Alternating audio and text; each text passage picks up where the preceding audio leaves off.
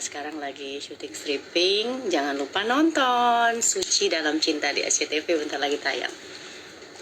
Oke, karena waktunya udah ada, karena waktunya saya cuma punya malam hari, mohon maaf, ini baru saya bisa sharing ke teman-teman.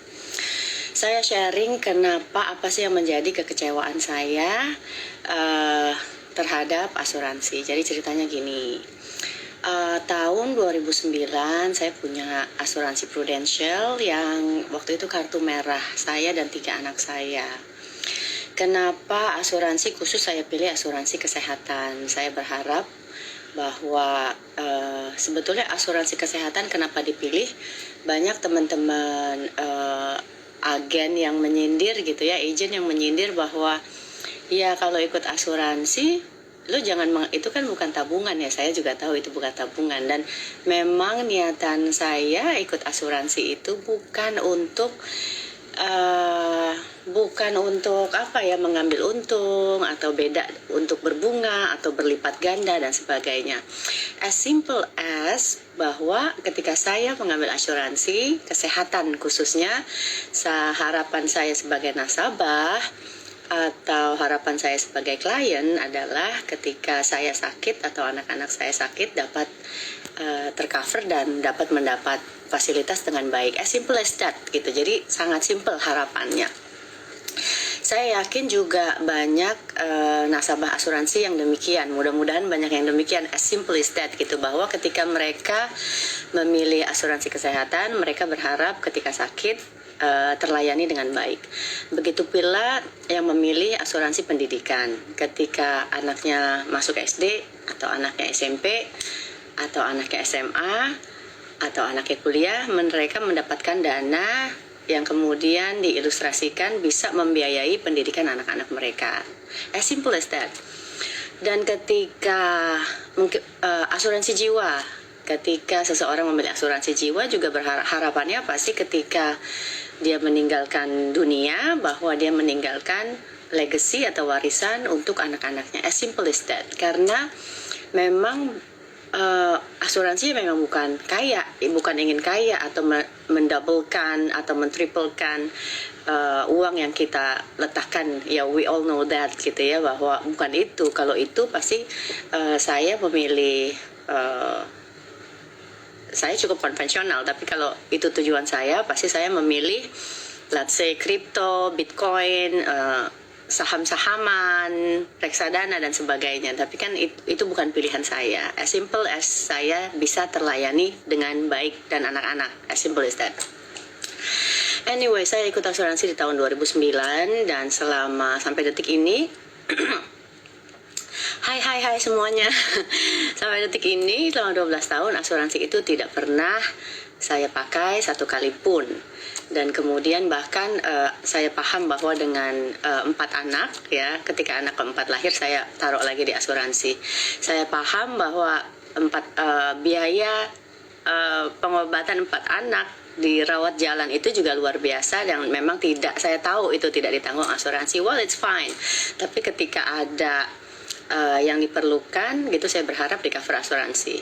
Nah, kondisi ini terjadi ketika Alphard memerlukan operasi gitu. Jadi ketika saya ulang, 2009 saya di kartu merah dan kemudian saya beralih ke kartu hitam di tahun 2020 untuk di-upgrade oleh agen yang sahabat saya sendiri. Jadi ya, well of course ya, kita percaya sama teman-teman atau sahabat yang memperjuangkan saya.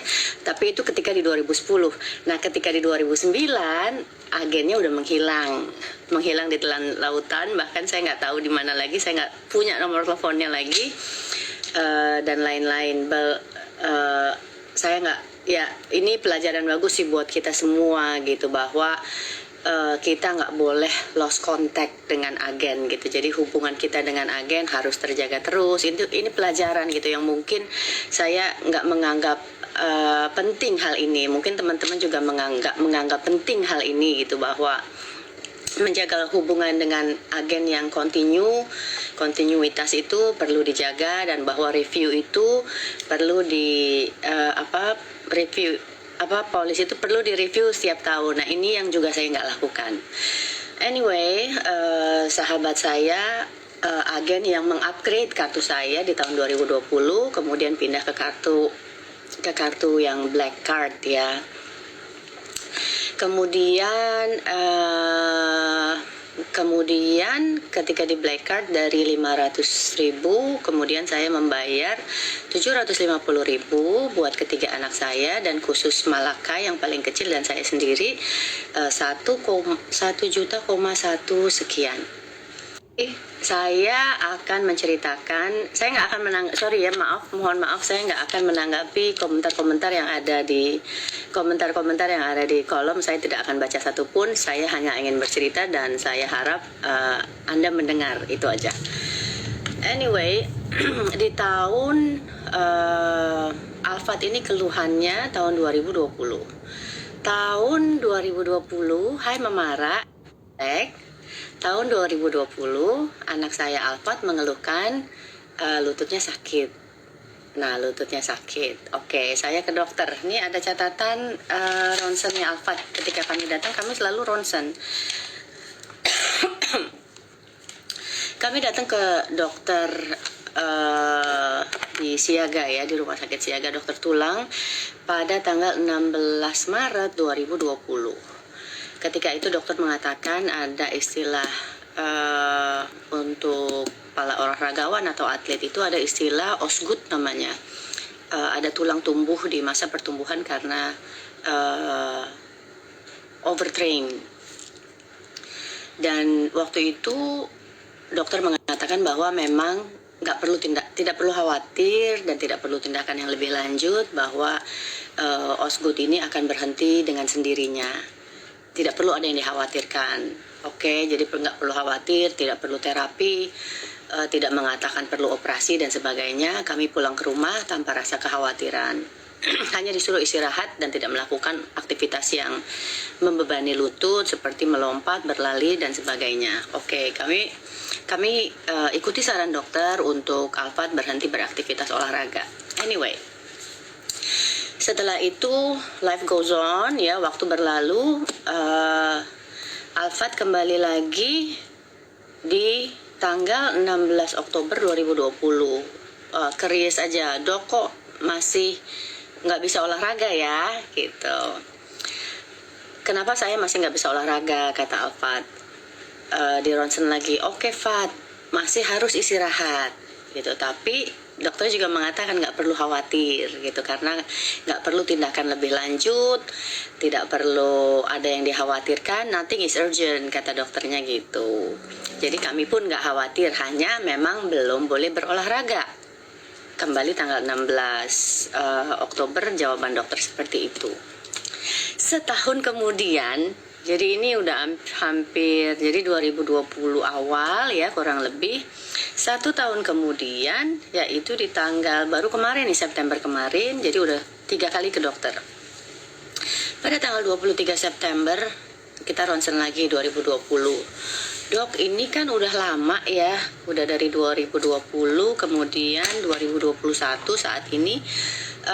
Kapan saya bisa kembali berlatih? Karena untuk anak saya yang masih dalam masa pertumbuhan, yang hobinya olahraga dan olahraganya sangat berprestasi di SMP-nya, ini adalah suatu pukulan berat yang nggak boleh olahraga dan nggak bisa berprestasi, mengingat teman-temannya di BL udah mulai gitu, kompetisi udah mulai lagi, kok masih dia nggak bisa berolahraga. Ya, teman-teman yang atlet atau yang anak-anaknya atlet mengerti dan pahamlah ketika nggak bisa olahraga tuh rasanya seperti apa gitu, di masa pertumbuhan, di masa keemasan, di masa mereka yang harusnya mengukir prestasi gitu, dan itu adalah kebanggaan mereka. Rasanya nggak bisa main lagi, nggak bisa berprestasi, itu udah pukulan yang berat sekali buat anak saya, dan sedih sih melihatnya. Anyway, kemudian dokter masih mengatakan, akhirnya setelah kok hampir 2 tahun nih dok gitu kan, 2020 2021 kok hampir 2 tahun nih dok, kenapa masih sakit gitu. Ya memang nanti akan sembuh dengan sendirinya, tapi saya dan Alfat juga ini nggak ada, apa tidak ada proses yang lebih cepat untuk Alfat cepat pulih gitu. Akhirnya dokter mengatakan bisa cepat pulih dengan operasi. Ya tentu kami bersepakat, saya dan anak saya bersepakat operasi harus dilakukan gitu, supaya Alfa tidak kehilangan, anak saya tidak kehilangan momentum emasnya di SMA ini yang menjadi kebanggaan dia untuk mengukir prestasi gitu, karena dia udah kehilangan 2 tahun lagi. 2 tahun ini yang syukurnya, bukan syukurnya sih, ya hikmahnya ini adalah PPKM, mungkin memang disuruh istirahat total gitu. Oke, kami sepakat bahwa Alfat, kita harus operasi. Dan saya second opinion ke dokter yang berbeda, di rumah sakit yang berbeda. Tanggapannya sama, bahwa kalau mau segera pulih, operasi. Gitu. Jadi kami memutuskan operasi. Nah, operasi ini finally gitu, saya merasa happy bahwa ya asuransi saya bisa dipakai nih, yay gitu kan. I feel safe and secure bahwa akhirnya kami bisa menggunakan asuransi yang selama 12 tahun dengan 5 polis, saya dan 4 anak saya yang tidak pernah sama sekali kami gunakan untuk rawat inap atau tindakan-tindakan lainnya gitu. Ya alhamdulillah kami bersyukur kami tidak pernah sakit. Tapi sekali lagi bahwa harapan kami ketika kami terpaksa sakit dan harus sakit, ya kami di cover dengan baik oleh asuransi. Anyway, sahabat saya yang juga agent saya meyakinkan gitu bahwa Wanda, kemarin data-data bil-bil dokter yang kemarin tolong disimpan karena itu bisa di reimburse, itu bisa diganti. Tindakannya pasti di cover semuanya gitu. Tindakannya pasti di cover semuanya. Bahkan nanti setelah tindakan kalau perlu kalau perlu terapi lebih lanjut itu pasti semua di cover. Dengan sangat meyakinkan saya, it's all they will taking care of it all, they will taking care of it gitu. Jadi wow, I feel so secure, I feel so happy gitu bahwa bahkan sebelum operasi dan sesudah pasca operasi pun semua akan, dia meyakinkan saya bahwa semua itu akan di cover oleh asuransinya gitu. Jadi dalam hal ini mohon maaf, saya nggak melihat ada niat jelek dari agen, ya dari agent saya. Saya nggak melihat ada niat, justru she is very helpful buat saya, sangat, bahkan very optimis, terlalu sangat optimis gitu. Makanya ketika proses itu berjalan, Alfat bikin kronologis. Mungkin di kronologis itu ada tahun atau tanggal yang dituliskannya secara salah dan udah diperbaiki pada saat itu, tapi kemudian dari pusat mengatakan saya masih menunggu tuh 1 minggu 2 minggu, saya masih menunggu gimana oke nggak, asuransi udah oke nggak gitu. Terus alangkah kagetnya ketika saya dikatakan bahwa waduh maaf Wanda, maaf Wan, asuransi cuma bisa mengcover 10 juta saja. Itu saya terus terang agak shock sih, karena agen saya dengan sangat optimis mengatakan akan di cover, nggak cuma akan di cover tindakan operasinya, tapi akan di cover sebelum tindakan operasi dan pasca tindakan operasi jika diperlukan penanganan lebih lanjut, terapi dan sebagainya untuk pemulihan anak saya gitu. Jadi alangkah shock lah saya ya, sebagai yang sudah sangat begitu optimis akan kesembuhan dan kepulihan anak saya. I am very shocked. Terus saya mencoba mengatakan, lo yakin nih gitu, coba lo tanya lagi deh ke pusat, coba ask your leader again gitu. Mungkin ada data yang lo nggak periksa, ada yang kelewat, must be something wrong gitu. Kayak saya masih belum bisa menerima, there must be something wrong. Coba lo cek lagi deh. Untuk memberikan kesempatan dia untuk ya mungkin ada yang salah sehingga kok cuma segitu gitu, kok nggak ditanggung semua gitu. Kekecewaan saya berlipat ganda. Coba cek lagi deh, saya memberikan berkali-kali kesempatan untuk aduh, mudah-mudahan salah nih keputusan ini nih gitu. karena agak nggak fair buat saya bahwa setelah 12 tahun menjadi nasabah yang sangat loyal, membayar polis nggak pernah terlambat gitu ya, selalu tepat waktu. Bahkan ya kalau diceritain 12 tahun membayar polis itu as a single mother of four, well yeah, it's struggling, tapi kan maksudnya don't judge me bahwa saya nggak struggling membayar polis-polis itu ya gitu. Kalau nggak kelihatan nggak struggling ya alhamdulillah, nggak perlu diperlihatkan juga gitu. Cuma kadang-kadang intinya banyaklah pengorbanan yang harus saya lakukan untuk disiplin dan tepat membayar polis-polis itu. Jadi wajar sehingga ketika saya memerlukan polis itu setelah 12 tahun nggak bisa dipakai gitu ya, atau hanya 10 juta itu keluar, I'm so disappointed nggak cuma disappointed ya, saya kecewa, saya sedih, saya marah. Jadi 3 perasaan yang berkecamuk, 3 perasaan yang sangat berkecamuk ini, sampai kok saya merasa persahabatan saya dengan agen saya juga terancam nih gitu. Saya I'm so disappointed, kok bilang gitu. Saya bilang I'm so very disappointed karena memang saya diyakinkan bahwa semuanya akan di cover. Anyway, sebetulnya ada upaya-upaya banding dan sebagainya, tapi I don't have much time. Saya nggak punya banyak waktu untuk melakukan upaya-upaya banding, datang ke kantor pusat, pengaduan dan sebagainya. Well, karena saya merasa udah memberikan kesempatan itu berminggu-minggu untuk dia maju ke leadernya, memperjuangkan saya bahwa coba deh digin lo gali lagi, must be something wrong gitu. Anyway, tapi ya udahlah, dia merasa sudah melakukan yang terbaik dan saya harus menelan itu gitu, bahwa ya udah nih, sampai sini aja nih perjuangan agent saya gitu ya. Saya tahu di atasnya agent ada agent lagi gitu. Mungkin sampai ke pusatnya berbeda. Nah, anyway, akhirnya saya memutuskan untuk membuka ini di feed saya. Saya menuliskan kekecewaan saya di dalam feed saya dengan men-tag Prudential, dengan harapan bahwa Prudential cepat menanggapi keluhan saya. Saya nggak menyangka akan menjadi viral, tapi well, it is menjadi viral karena ternyata banyak mungkin semuanya related ya, merasa banyak yang senasib or maybe worse, mungkin lebih buruk dengan saya. Saya nggak hanya mengatakan satu nama asuransi ya, tapi hampir semua asuransi, ada kekecewaan hampir di semua asuransi di Indonesia. Anyway, saya berharap sebetulnya pada saat itu cepat tanggap ya, asuransi yang saya miliki itu cepat tanggap gitu. Tapi ya ada catatan di sini, bahwa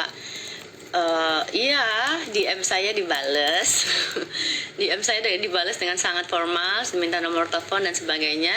Tapi pada minggu malam itu kok yang telepon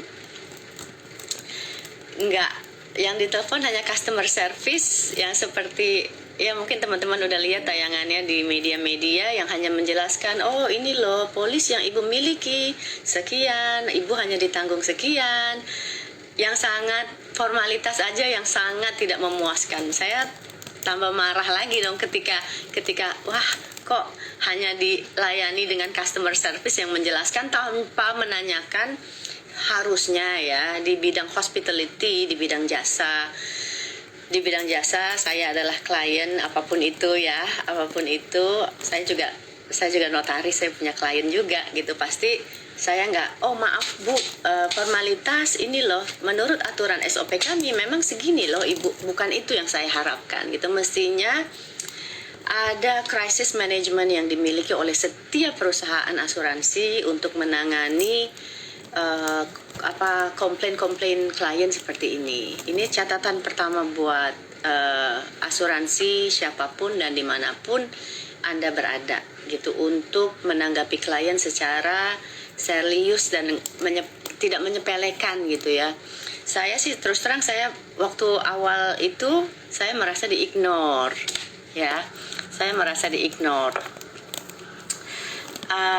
Anyway, saya merasa di-ignore, tapi kemudian oke lah, udah nggak apa-apa. Tapi harapannya ke depan mungkin kalau ada keluhan, kalau ada komplain, kalau ada keluhan atau ada komplain, ditanggapi dengan baik ya, maksudnya oke, Mbak Wanda, apa kecewanya di mana, boleh saya tahu nggak gitu.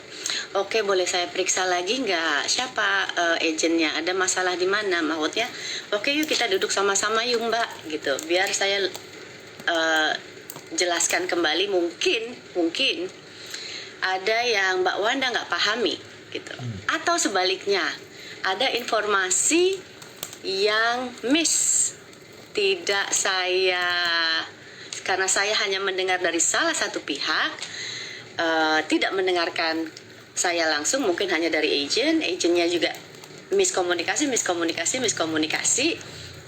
Idealnya saya mengharapkan seperti itu kan gitu. Idealnya kami duduk bersama dan find a solution together, mencari solusi yang terbaik bersama-sama gitu. Oke? Intinya segitu, intinya seperti itu. Nah, anyway, I'm sorry to say, saya nggak mau berdebat ya di sini. Saya nggak mau berdebat dan saya nggak akan melayani dan menanggapi pertanyaan atau pernyataan apapun. Tapi memang banyak yang, termaksud Anda semua tuh, banyak yang sebetulnya nggak tahu apa-apa tuh, meaning ya orang pusatnya aja belum orang pusatnya aja masih mau review lagi, kok Anda udah menjudge. Let's say menjudge itu gini loh, Mbak Wanda kan mungkin itu injury-nya pada masa tunggu. Enggak kok, nggak masa tunggu udah selesai gitu. Tapi kamu, you just don't want to hear me gitu, karena you have your own thought, you have your own truth gitu, without listening to me gitu. Jadi saya pun nggak akan mendengar, karena sementara gini loh, kalian mendengar dari pihak pusat, yang mana pihak pusat pun belum mendengar langsung dari saya. Well, anyway, I'm not gonna read the tanggapan ya, dan saya nggak akan read pertanyaan. So you're the one who have to listen to me. Anyway, setelah itu apalagi ya?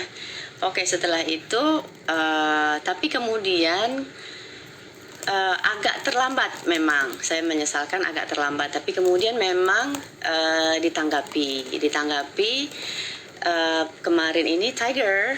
Oke, ini kucing saya mau menemani. Nah,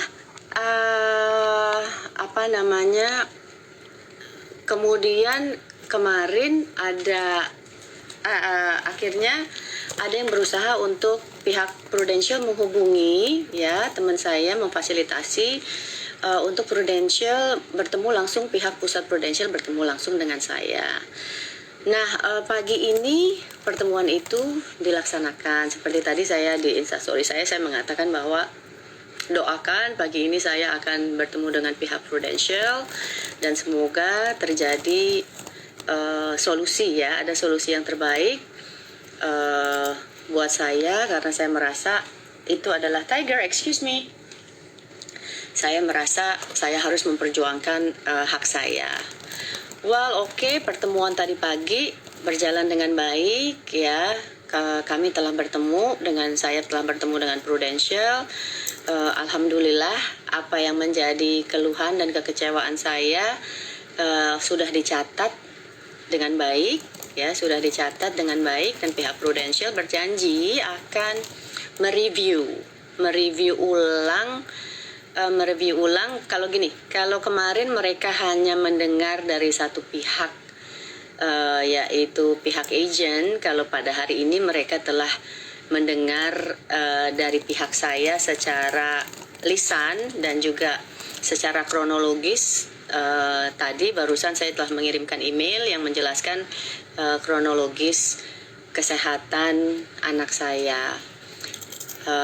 Mudah-mudahan ada solusi terbaik. Saya harapannya apa sih kalau ditanya? Harapannya anak saya bisa dioperasi, sembuh, pulih, dan bisa beraktivitas lagi, karena saya yakin sebagai nasabah itu adalah hak dia, hak anak saya mendapatkan fasilitas dan pemulihan yang sepenuh-penuhnya dan sebaik-baiknya dari Prudential itu. Itu aja, dan saya menyampaikan kekecewaan saya. Udah saya sampaikan juga tadi pagi secara lisan, secara langsung. Intinya ada, sebetulnya saya mengatakan satu, sebaiknya setiap asuransi memiliki crisis management. Jadi apa keluhan komplain dari para klien nggak cuma ditanggapi berdasarkan SOP saja, tapi cepat ditanggapi dengan personal, lebih ke heart to heart gitu. Karena sebetulnya saya juga bilang ke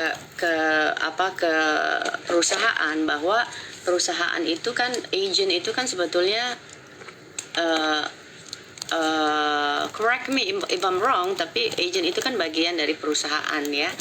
Agent itu bagian dari perusahaan. Agent itu kan pionir-pionirnya perusahaan gitu, dan agent itu juga harus mendapatkan, saya nggak menyalahkan agent, maksudnya di sini saya nggak menyalahkan agent, tapi perusahaan bertanggung jawab atas product knowledge yang harus dimiliki agent gitu. Jadi sebetulnya agent itu harus menanyakan, yang pertama nggak cuma dikejar target saja ya. Ini saya nggak menyalahkan ya, saya melihat semua sisi nanti ada dari sisi nasabah seperti apa, perusahaan seperti apa, agent seperti apa. Nah, sebetulnya dari agent itu mereka harus tahu, harus menanyakan pertama ketika Anda menawarkan asuransi, itu sebetulnya yang diharapkan oleh nasabah atau oleh klien itu apa sih, ya kan? Gitu. Misalnya kalau saya yang diharapkan, saya saya tahu Bu, asuransi bukan tabungan, saya paham sekali, dan saya nggak mengharapkan uang saya berlipat ganda atau uang saya kembali secara utuh ketika di akhir. Saya nggak mengharapkan itu. Saya mengharapkan as simple as saya sakit, saya di cover. Anak saya sakit, anak saya di cover. As simple as that gitu. Nah, kalau kebutuhannya itu, ya itu yang harus didahulukan oleh agent. Oke. Anyway, begitu pula dengan yang pendidikan ya. Kalau ada yang ambil asuransi pendidikan, sebetulnya agent juga harus tahu. Saya maunya pokoknya anak saya ketika 10 tahun lagi dia kuliah udah ada dana segini gitu.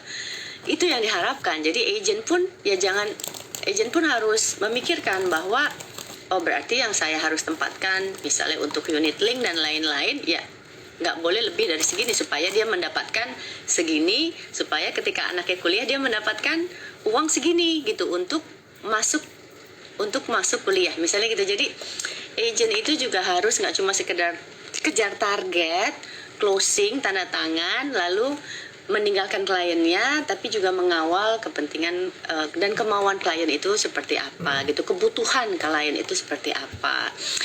Itu sih yang paling penting. Kemudian yang kedua, product knowledge. Maksudnya gini, pertama agent itu juga jangan terlalu muluk-muluk berjanji gitu. Muluk-muluk berjanji, misalnya saya nggak akan sekecewa ini kalau misalnya oke, tenang aja Wan, pokoknya semua akan di cover nih sama Prudential gitu. Kalau dibilangin as it is, oke, aduh nggak bisa nih Wan, kayaknya setelah saya hitung-hitung dan saya komunikasikan dengan leader saya dan atasan saya, kayaknya kalau mau ini ternyata anak kamu tuh nggak bisa dioperasi deh, atau kalau dioperasi kayaknya cuma bisa segini deh, tapi ayo deh kita coba aja, saya akan bantu kamu. Akhirnya artinya dikasih ilustrasi yang sebenar-benarnya gitu. Jadi salah juga kalau memberikan ilustrasi yang sangat muluk-muluk, itu juga salah gitu. Akhirnya kalau nggak semuluk itu kan kami jadi kecewa. Sebetulnya kalau memberikan ilustrasi yang senyata-nyatanya aja, yang seril-rilnya aja, supaya kami nggak kecewa itu gitu. Anyway, kemudian menjadi agent itu juga nggak cuma kejar target, product knowledge, nggak memberikan janji yang muluk-muluk. Agent itu juga harus punya empathy, harus punya simpati terhadap kondisi klien ya, misalnya contohnya misalnya kalau klien gagal, saya nih kayaknya bulan ini saya nggak bisa bayar nih, saya mau cuti. Kemudian agent, oh kalau begitu coba deh saya lihat dana yang bisa selama kamu cuti bisa berapa lama sih, berapa dana yang bisa dipakai untuk kamu istirahat cuti gitu. Jadi ada solusi-solusi yang diberikan oleh agent. Ini masukan buat agent. Ya masukan buat nasabah yang seperti saya gitu ya, yang banyak yang mengatakan ya pinter-pinter kok nggak bisa baca polis. Well ya terjadi seperti itu, dan ini nggak dirasakan buat teman-teman yang berpendidikan, yang nggak berpendidikan. Banyak juga yang kecewa ya, yang nggak membaca polis secara detail ya, of course gitu ya. Polisnya satu bundel, dan biasanya agent ketika membacakan, saya bacain ya, ini cuma di highlight yang penting-penting aja gitu. Dan oke lah, kami percaya aja. Itu juga masukan buat saya, masukan buat nasabah juga, supaya kami lebih teliti lagi, mereview lagi, menjaga hubungan dengan agent, dan nggak sampai kehilangan kontak dengan agent. Kalau kehilangan kontak dengan agent, segera datang ke kantor terdekat, dan biasanya diberikan agent yang baru. Ini juga saya baru tahu gitu. Ini juga saya baru tahu. Kalau nggak ada kejadian, banyak hikmah lah. Jadi kejadian ini banyak hikmah yang bisa kita ambil dari sisi nasabah, dari sisi agent, dan dari sisi perusahaan. Di satu sisi, perusahaan juga nggak bisa tinggal diem ya. Perusahaan nggak bisa tinggal diem dan menyalahkan agent, itu juga salah gitu. Karena kesalahan bukan kesalahan agent aja. Artinya mungkin postingan saya nggak menjadi viral kalau nggak dirasakan oleh banyak nasabah yang dirugikan oleh asuransi manapun. Banyak yang nasabah yang merasa dirugikan. Kalau banyak yang nasabah yang merasa dirugikan dan banyak yang menyalahkan agent, oke, let's say nasabah ratusan atau bahkan jutaan, berarti ada jutaan agent yang salah dong, atau ada jutaan agent yang nggak bener dong. Kan bukan begitu juga. Berarti something wrong with kok jutaan yang maksudnya ratusan ribu atau ribuan agent yang salah ini kok nggak menjadi perhatian perusahaan. Itulah maksud saya gitu. Kan mestinya menjadi perhatian perusahaan juga. Berarti mungkin ketika di training hal-hal yang disampaikan ini harus direview lagi perusahaan. Kenapa banyak agent yang merugikan, maksudnya banyak nasabah yang merasa dirugikan. Pasti ada missing link antara perusahaan dan agent. Itu intinya sih seperti itu. Mungkin ada yang tidak tersampaikan, hal-hal yang tidak tersampaikan. Jadi nggak melulu masalah kejar target dan product knowledge, tapi juga masalah it's more personal than that gitu, bahwa agent itu harus punya empati, harus simpati, harus menjelaskan sejelas-jelasnya, senyata-nyatanya, tanpa jangan hanya yang muluk-muluk aja gitu. Jangan cuma ketika ketika nasabah kecewa, ya lu sih nggak baca polis, bego, kan kayak gitu. Ketika awal-awal mendekati nasabah, oh ya ini bagus, nanti kamu akan mendapatkan ini gitu. Jadi nggak boleh gitu juga, it's not fair ya kan. Jadi semua pihak lah harus merefleksi. Nasabah harus lebih teliti lagi, agent harus diberikan training yang lebih baik lagi, nggak cuma sekedar target dan product knowledge, tapi juga hospitality harus senyata-nyatanya, nggak muluk-muluk. Jadi klien juga, nasabah juga nggak kecewa, perusahaan juga. Intinya gini sih sebetulnya, tujuan asuransi itu apa sih, kembali lagi gitu, bahwa sebetulnya orang ikut asuransi itu memang bukan pengen kaya mendadak, enggak. Kalau enggak ya mereka pasti udah ambil kripto, bitcoin, reksadana, main saham dan sebagainya gitu.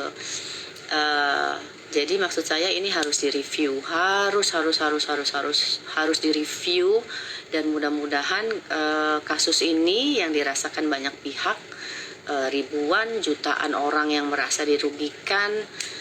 Ini harus menjadi pembelajaran dan perhatian pemerintah nih, mau nggak mau harus menjadi perhatian pemerintah gitu, karena saya nggak mau ini menjadi corporate crime ya, kejahatan menjadi kejahatan yang masif gitu, karena memanfaatkan keawaman, ketidaktahuan, keawaman klien. Saya membayangkan gitu bahwa klien-klien itu, nasabah-nasabah itu kan nggak cuma dari kalangan, ternyata saya melihat banyak ratusan DM yang masuk, bahwa yang ikut asuransi itu nggak cuma dari kalangan yang punya uang, dalam tanda kutip punya uang lebih aja gitu, tapi juga banyak dari itu. Sedih juga sih yang, Bu, saya jualan roti loh untuk menyisihkan asuransi sekedar 200.000 sebulan, 300.000 sebulan, dan ketika tidak mampu lenyap dan hilang begitu saja. Nah, mereka tuh nggak memahami itu akan hilang gitu. Jadi ini sih yang harus dilindungi. Mungkin I don't know gitu, mungkin unit link itu harus sesuai kebutuhan klien. Kalau nggak perlu ya nggak usah ambil lah gitu, atau diperkecil lah komposisinya dan sebagainya. Itu sih harapannya. Kemudian mudah-mudahan ini bisa menjadi perhatian kita bersama ya. Semuanya harus merefleksi diri sih. Maksudnya merefleksi diri, harus ada yang diperbaiki dan harus ada yang dibenahi gitu. Kalau enggak, kembali lagi, kalau nasabah nggak merasakan benefitnya, semuanya pasti akan lari ke BPJS aja lah gitu ya kan, yang memang jaminan sosial dan masyarakat merasa lebih secure di situ. Jadi kita juga harus diperlihatkan benefit buat kita. Asuransi itu harus ditunjukkan juga. Benefit itu bukan berarti, kembali lagi ya, bukan berarti bahwa kita tahu kok, kita bukan mau cari untung dengan ikut asuransi gitu, bukan kita bukan mau double our money or triple our money gitu, bukan itu intinya ya. Kalau saya sih gitu ya,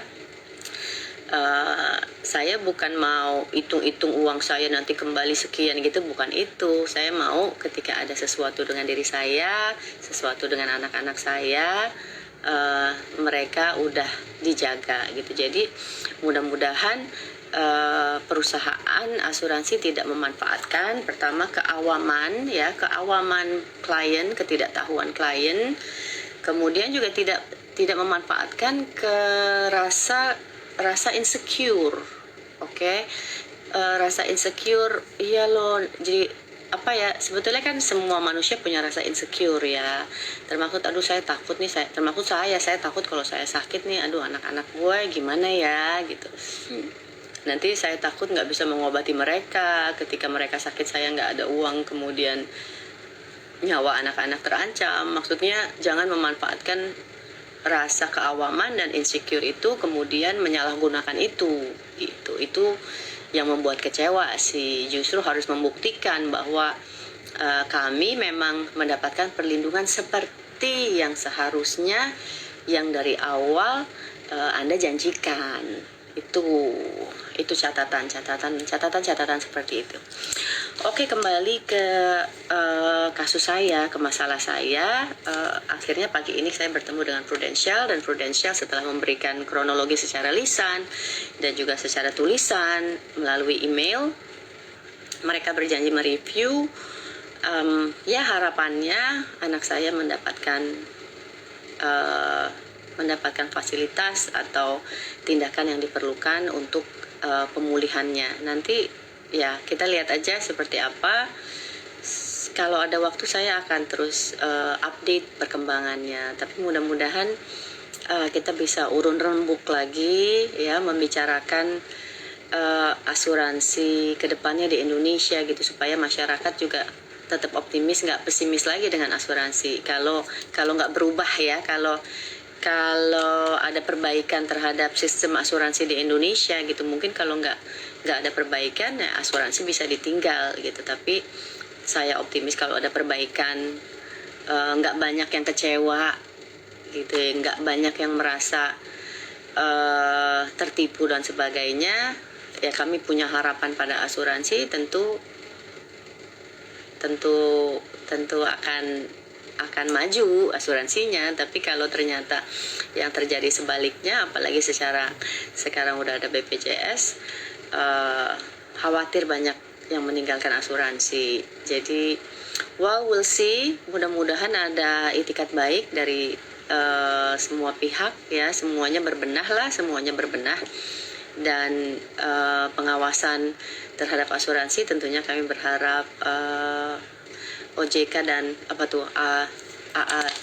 asuransi AAJI AJGI, I don't know, ikut juga memantau jalannya asuransi dan melihat gitu bahwa masifnya kekecewaan nasabah ini apa sih gitu. Jangan sampai, dan jaminan ya, yang penting jaminan loh gitu. Seperti sedih juga ngelihat kronologis para nasabah Bumi Putra yang sampai saat ini nabung puluhan tahun, sampai saat ini tidak ada kejelasan.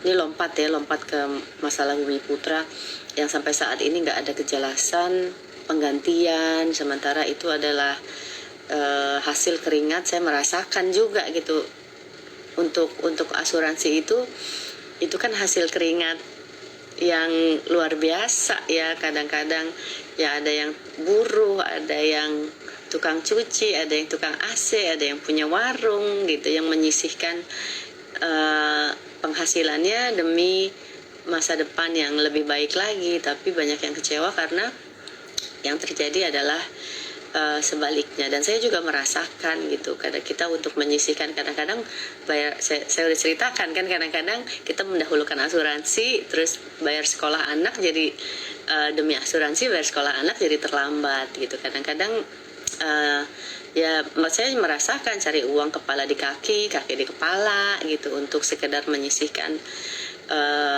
untuk asuransi demi berharap bahwa memberikan perlindungan yang diperlukan ketika something bad happen to my kids gitu. Jadi mungkin itu aja yang bisa saya sharing pada hari ini. Mudah-mudahan tidak ada lagi yang asal menganalisa gitu ya, yang asal menganalisa, karena Anda banyak yang asal menganalisa, apalagi agen-agen ya, padahal asuransi pusat aja masih mereview gitu. Masa Anda udah memberikan kesimpulan? Nggak boleh gitu. Kita harus punya itikat yang ya, sama-sama punya itikat yang baik. Sama-sama berdoa ya, mudah-mudahan anak saya sehat, dan saya juga mendoakan buat teman-teman mendapatkan ya, untuk terus berjuang mendapatkan haknya. Itu aja sih, para agen juga untuk memperbaiki diri. Perusahaan juga mungkin mereview lagi perjanjian, karena saya yakin ya, perjanjian atau kontrak-kontrak itu kan bukan dibikin oleh agennya, tapi dibikin oleh baku dari perusahaan. Itu harus dilihat lagi gitu, dan harus dilihat lagi sesuai dengan kebutuhan gitu, bukan apa yang menjadi apa yang membuat keuntungan bagi perusahaan, tapi juga is a win-win aja gitu, is a win-win solution gitu. Kadang-kadang banyak para aku lihat aja sih komentar-komentar yang lucu-lucu gitu. Mbak, memang kalau Anda asuransi Anda asuransi mobil, terus mobil Anda minta balik duitnya, ya analoginya benar tapi salah juga gitu, karena ya nggak bisa disamain juga sama asuransi mobil ya gitu. Karena kalau asuransi mobil kan mobilnya lecet sedikit ya itu diganti. Kadang-kadang kalau mobil kecelakaan juga mungkin biayanya lebih besar dari asuransi, juga diganti gitu lah. Anyway, banyak analogi yang dipakai juga salah sih itu. Oke, anyway, itu aja yang saya mau ceritain, nanti saya akan rajin update, saya akan rajin update sejauh mana perkembangan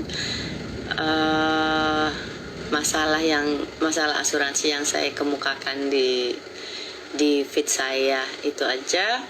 Semoga bisa selesai dengan semoga bisa selesai dengan baik semuanya. Terima kasih teman-teman udah mendengarkan. Mudah-mudahan kita ketemu lagi besok-besok kalau ada waktu. Kita bisa diskusi lagi, dan saya juga sangat berduka dengan cerita teman-teman yang mengalami kejadian-kejadian yang tidak mengenakan sih gitu. Mudah-mudahan ini bisa terus kita bawa dan bisa terus kita diskusikan, sehingga paling tidak ada lagi yang mengalami kekecewaan atau rasa tertipu atau rasa dizalimi gitu. Tidak ada lagi kekecewaan itu. Dan untuk teman-teman yang sedang memperjuangkan nasibnya, memperjuangkan haknya, saya bersama kalian dalam doa dan dalam perjuangan juga gitu. Mungkin walaupun saya punya keterbatasan waktu, tapi kapan-kapan saya berharap bisa berdiskusi lebih lama dan secara langsung face to face, mungkin setelah PPKM reda. Itu aja dari saya. Terima kasih banyak udah mendengarkan. Mudah-mudahan kita masih akan saling bertemu lagi. Terima kasih banyak udah mendengarkan. Wassalamualaikum warahmatullahi wabarakatuh.